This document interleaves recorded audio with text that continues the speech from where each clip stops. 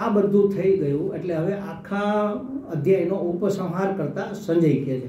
સંજય ઉવાચ એવ મુક્તાર્જુન સાંખ્યે રથોપસ્થ ઉપાવિશત વિસૃજ્ય સશરમ ચાપમ શોક સંવિઘ્ન માનસ.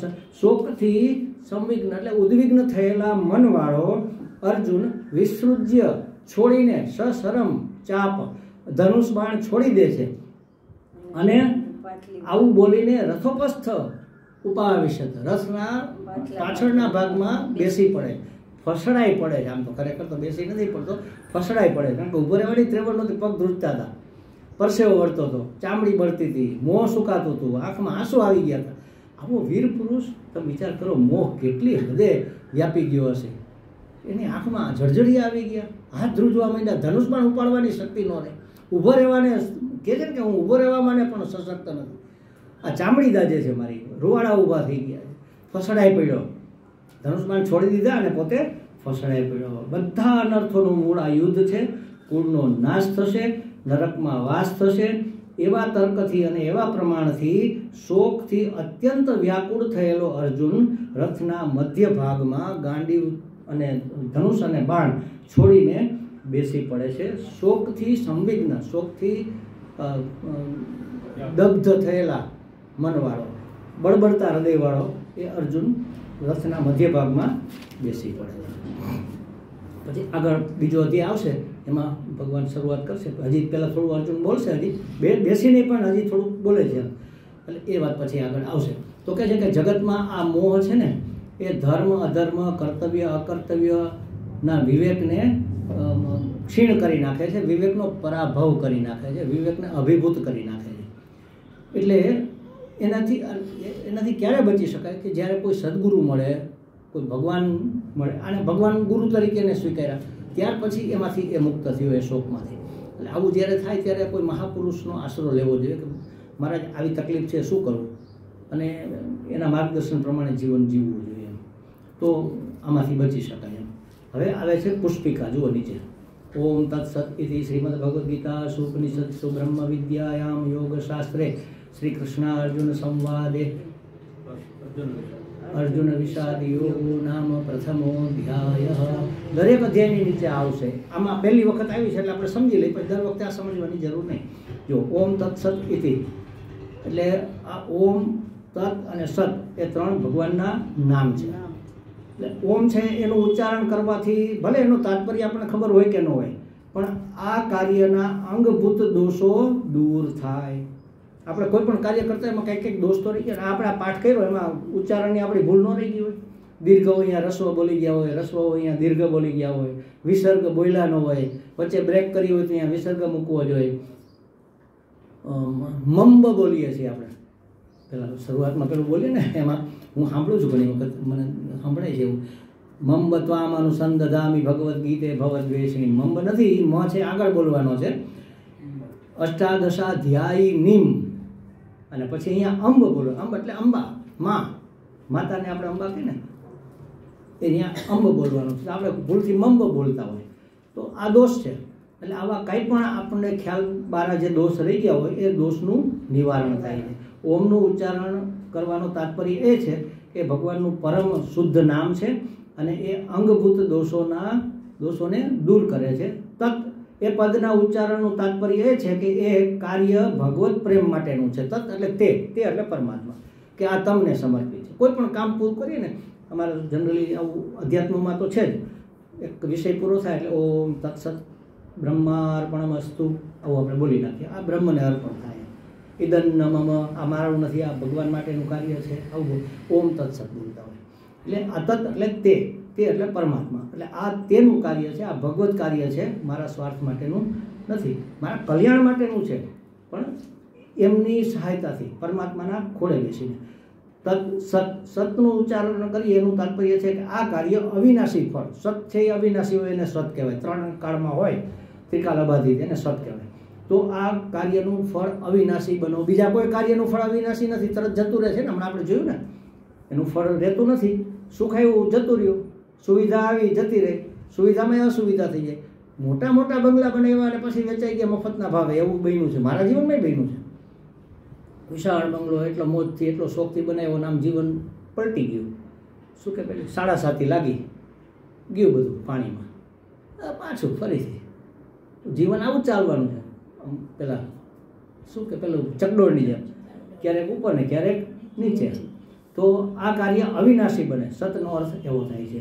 અને ઇતિ એટલે બસ આ જ પ્રયોજન છે, આમાં અમારો બીજો કોઈ સ્વાર્થ નથી. એટલે કે આ કાર્ય પરમાત્માના શરણે રહીને અમારા કલ્યાણનું કારક બને એટલા માટે અમે આ કરીએ છીએ. એમાં જે કંઈ દોષ હોય એ ઓમના ઉચ્ચારણથી દૂર થાય. આપણે ઘણી વખત પૂજા કે પાઠ કરીએ ને છેલ્લે ક્ષમાપના મંત્ર બોલીએ ને કે મંત્ર જાણતો નથી ને વિધિ જાણતો નથી ને હે ભગવાન ક્ષમસ્વમાં, મને ક્ષમા કરજો અને આ કાર્યને પૂર્ણ ગણજો એમ.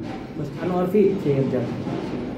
આમ અહીં ગીતા પાઠમાં શ્લોક, પદ, અક્ષર, ઉચ્ચારણ વગેરેમાં જે ભૂલો થઈ હોય એના શુદ્ધિકરણ માટે અને ભગવત સંબંધી સન્મુખ થવા માટે ઓમ તત્સતનું ઉચ્ચારણ કરવામાં આવતું હોય છે. આ પુષ્પિકા આ રીતે આમાં ગૂંથવામાં આવેલી છે મહાત્માઓ દ્વારા. શ્રીમદ આગળ શ્રીમદ ભગવદ્ ગીતા આવું નામ આવ્યું. શ્રીમદ એટલે સર્વ શોભા સંપન્ન, શ્રી એટલે શોભા, સર્વ શોભા સંપન્ન. સર્વ શોભા સંપન્ન તો ભગવાન જ હોય ને, જેમાં 5 ભગ હોય ને એને ભગવાન કહેવાય. એટલે એ 5 કયા છે અને એ કેવા હોય? નિત્ય હોય પાછા, અને પૂરેપૂરી માત્રામાં. આપણી બધાની અંદર હોય જ એમ, પણ પૂરી માત્રામાં ન હોય અને નિત્ય ન હોય. આજ છે કાલ ન હોય. ઐશ્વર્ય, આપણે ઐશ્વર્યને પ્રાપ્ત કરીએ કાલ પછી જતું રહે, નિત્ય ન રહે, ટકે નહીં. આ ભગવાનમાં નિત્ય હોય, ઐશ્વર્ય હોય, ધર્મ હોય. આપણે ક્યારેક ધર્મમાં ચૂકી જઈએ, અધર્મ કરી બેસીએ. યશ હોય, આપણી કીર્તિ ફેલાય ને પછી ક્યારેક ક્યારેક કલંકે લાગી જાય કીર્તિમાં. એવું બને કે હવે જોયા એ તો ફલાણા, એને તો આમ ભૂલ થઈ જાય. માણસ છે, માણસની ભૂલ તો થવાની છે ને. એક પણ માણસ એવો નથી જેને કલંક નથી લાગ્યું. ભગવાને અવતાર લઈને જ્યારે આવ્યા ને તો એને કલંક લગાડ્યું. એ વખતે ધોબી હતા, આપણે ધોબી કોઈ લાગતા ને, એ કોણ હતા ખબર? ધોબી એ આપણે જ હતા, આપણે જ હતા. કારણ કે આગા પાછી કરનાર કોણ હોય? સંસારી જ હોય ને.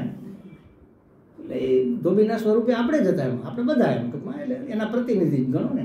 એટલે કલંક લાગવાનું જ છે. એટલે હંમેશા નિત્ય ઐશ્વર્ય, ધર્મ, યશ, શ્રી, જ્ઞાન અને વૈરાગ્ય, આ 6 ભગ સંપૂર્ણ માત્રામાં નિત્ય વિદ્યમાન હોય એને ભગવાન કહેવાય.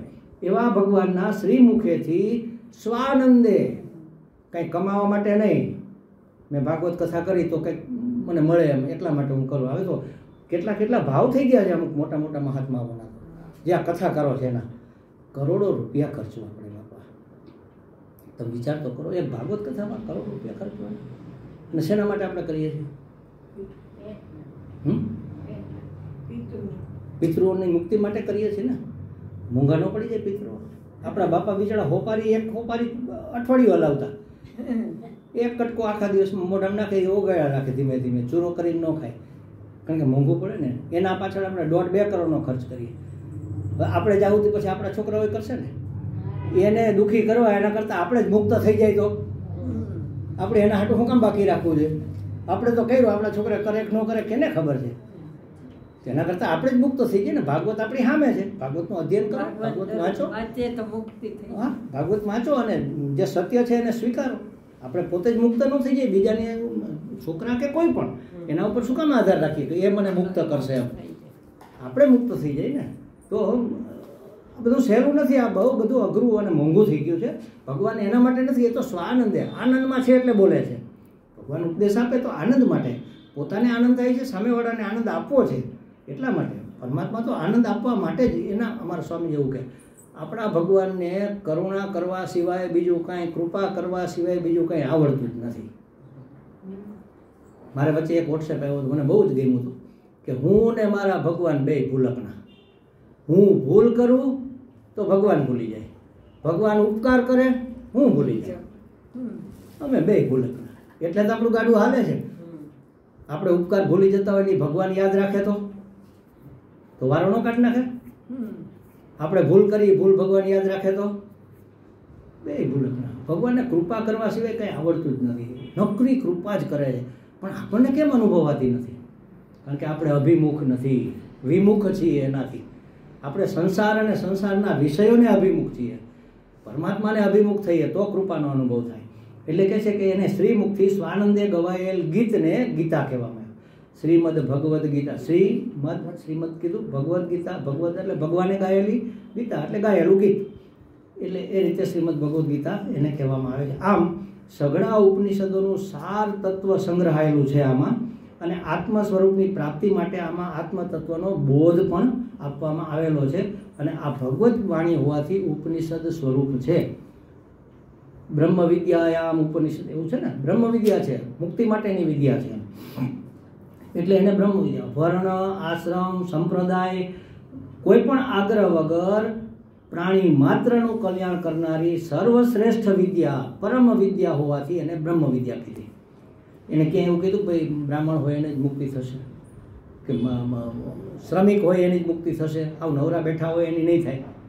બેઠા બેઠા નકરા અમને ઘણા કહે ને કે આ પદકારા જેવું શરીર લઈને ફરો બાબાઓ કંઈક કમાવ ને. હું પોતે એવું કહેતો હો કે મારું પૂર્વાશ્રમમાં ખરેખર આ હકીકત તમને ઘટના કહું સાચી. ઉપાસના પાર્કમાં મારો બંગલો બનતો હતો, ગોળ બંગલા તરીકે.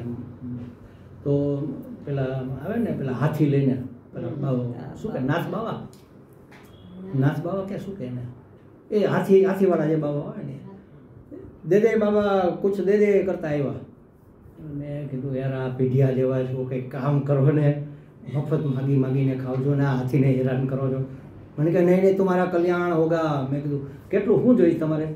જો બી આપ નહીં તમે બોલો 25-50 રૂપિયા દેતો. મેં કીધું હું તમને 200 રૂપિયા આપું. આ રેતીનો ઢગલો છે ને અંદર ફેરવી નાખો, આલિયા બકડીઓ ના પાવડો. અરે નહીં દેના તો મના કરતો ભાઈ ગાડી. આવા ધંધા અમે કરેલા હતા. સારું ન કહેવાય આ જરાય, પણ આવું થાય એમ. એટલે કહે છે કે આમાં કોઈ વર્ણનો કે કોઈ આશ્રમનો કે કોઈ સંપ્રદાયનો આગ્રહ જ નથી, કોઈ ઉંમરનો આગ્રહ નથી કે ભાઈ આ બાળકોને જ્ઞાન નહીં થાય ને, વડીલોને નહીં થાય, 60 વર્ષથી ઉપરના થઈ ગયા એટલે 60 બુદ્ધિ નાઠે એને નહીં થાય જ્ઞાન, એવું છે? એવું નથી. તો આપણને કોઈ ન થવી જોઈએ.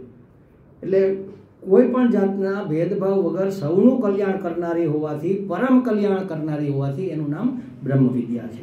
અને એ પરમ કલ્યાણના સાધનો બધા આગળ બતાવેલા છે, ખૂબ બધા યોગ, કર્મયોગ, ભક્તિ યોગ,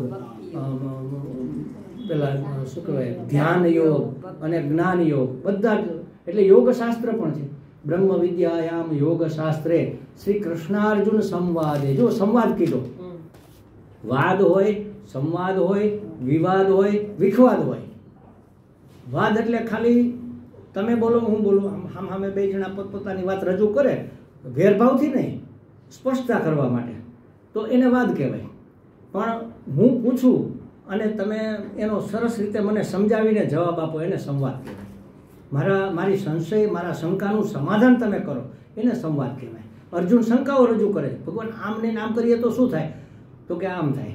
એને કીધું ને કે ભાઈ ભગવાન અમે આટલી મહેનત કરીને બધું કમાઈએ અને એની પહેલાં અમારું આયુષ્ય પૂરું થઈ જાય તો આ તો બધું અમારું એળે જાય ને. એમ ભગવાન કે ના, જ્યાં સુધીની યાત્રા થઈ હશે ત્યાંથી આગળ તારી ચાલશે. એના સંશયનું નિવારણ કરે, આને સંવાદ કહેવાય. વિવાદ એટલે વાંધા વચકા જ પાડવા, તમે ગમે એમ કરો ને ઊંધું જ હાલવું, એનું નામ વિવાદ. અને વિખવાદ એટલે તો વાંધો જ પડી જાય. તો અહીંયા સંવાદ છે.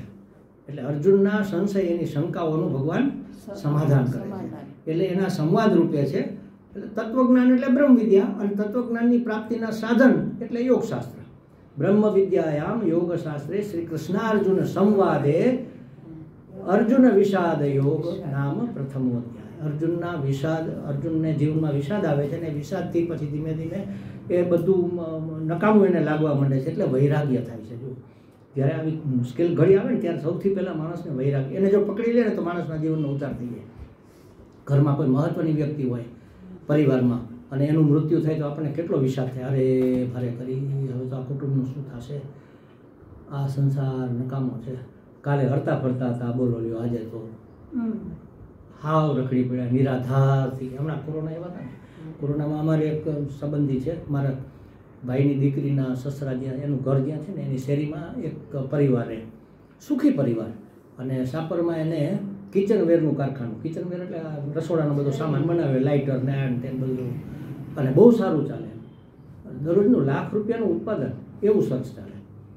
અને પતિ પત્ની બે જુવાન જ એકદમ, અને નાના નાના બાળકો 7, 8, 10 વર્ષના કેવડા 2 બાળકો, અને બાકી પતિ પત્ની એક માજી એના ભેગા હતા. કોરોનામાં માજી વયા ગયા, પછી બેન વયા ગયા, ભાઈ વયા ગયા, 2 બાળકો વીધા. તમે વિચારો. હવે એના કાકા કંઈક સગા કોઈ હશે એને પછી એને સંભાળી લીધું ને બધી પાટે ચડી ગઈ. કેવો અફસોસ કરે બિચારાનું શું થશે. કાલે આ બધું હતું, આજે કશું જ નથી. કેવો વિષાદ થાય. એ વિષાદ ખાલી અરે કરીને અટકી જાય. એ અરે કરનાર માણસ એવું સમજે કે આ ઘટના મારા જીવનમાં પણ બની શકે, માટે હવે સીધીના ચાલો, વાંકાઈ મૂકી દો. નથી મૂકતા. એની એ કુટિલતા જીવનમાં જાળવી રાખે. હું એમ નથી કહેતો સંન્યાસ લઈ લો, પણ સરળતા તો આવવી જોઈએ કે નહીં. કોકનું જોઈને તમને ઠેસ વાગે તો મારે સમજી જવું જોઈએ ને કે અહીંયા પથ્થરો છે, મને વાગે તો જ સમજવાનું. બુદ્ધિશાળી એને કહેવાય કે બીજાને ઠેસ વાગે અને સાવધાન થઈ જાય, એને બુદ્ધિશાળી કહેવાય. આવી ઘણી ઘટનાઓ આપણે સમાજમાં જોઈ છે. કાંઈ આમાં સુધારો થયો ખરો? થવો જોઈએ. બીજાનું જોઈને જે કરે ને એ માણસને ડાપણવાળો કહેવાય, એને ડાયો માણસ કહેવાય, એને સમજુ માણસ કહેવાય, એને બુદ્ધિશાળી કહેવાય. કે આના જીવનમાં આવું બન્યું, આના જીવનમાં આનું. આપણા કેટલા સગા પરિવારના જીવનમાં કેટલી ભયંકર ઘટનાઓ બની ગઈ હશે. આપણા સગામાં નહીં હોય તો જાણીતામાં હશે, પરિવારમાં હશે, સોસાયટીમાં હશે, અને છતાંય આપણે સમજ્યા નથી. હજી એવી ને એવી અંદર કૂડ કપટથી ભરેલી જિંદગી આપણે જીવતા હોઈએ છીએ. ભલે બીજું કાંઈ ન કરીએ પણ કમસે કમ કૂડ કપટ તો છોડીએ, કંઈક ભગવાનનો થોડોક તો આશ્રય લઈએ, ભગવાનને શરણે થોડાક તો થઈએ. એના માર્ગદર્શન પ્રમાણે મહાત્માઓ કહી ગયા, શાસ્ત્ર કહે છે એ પ્રમાણે કાંઈક તો કરીએ. થોડુંક તો એ પ્રમાણેનું જીવન સરળ તો કરીએ. ભલે આખો દિવસ બેસીને જપ ન કરીએ, પૂજાપાઠ દરરોજ ન કરીએ, બધા તહેવારોમાં ઉપવાસ ન કરીએ, કાંઈ વાંધો નહીં, પણ સરળ તો રહીએ કે નહીં, એટલું તો થઈ શકે ને. કુટિલતા તો છોડી શકાય કે નહીં. કોઈના માટેનો દ્વેષ ભાવ, કોઈની નિંદા ખોદણી છોડતા જ નથી ને. હમણાં કોઈ એક માણસ નવો આવે ને હું કહું આ બહુ ભલા માણસ છે, બધાય મોઢે હા પાડે પણ મનમાં કંઈ તો સમજી તમને ખબર નથી. માણસો પહેલાં તો સારા જ લાગે. અરે પણ તમને સારા માનવાની તકલીફ શું છે? ખરાબ હશે તો એના ઘરનો છે ને. તમે શું કામ અહીંયા મેલ પેદા કરો છો? પણ નથી આપણે છોડી શકતા. આ વસ્તુ આના ઉપરથી આપણે સમજવા જેવી છે. કહેવાનો અર્થ એ છે કે આવું યોગશાસ્ત્ર છે, એના સાધનો છે, એના ઉપરથી માણસે જીવનમાં પોતાની જીવનની શીખ લેવી જોઈએ. એટલે આ ભગવાનનો આ સરસ મજાનો સંવાદ, એનો પહેલો અધ્યાય અહીંયા પૂરો થાય છે. બ્રહ્મ વિદ્યા છે અને યોગશાસ્ત્ર છે. ઓમ પૂર્ણમદ પૂર્ણમિદં પૂર્ણાત પૂર્ણમુદચ્યતે પૂર્ણસ્ય પૂર્ણમાદાય પૂર્ણમેવાવશિષ્યતે. ઓમ શાંતિ શાંતિ શાંતિ. હરિ ઓમ. શ્રી ગુરુભ્યો નમઃ. હરિ ઓમ.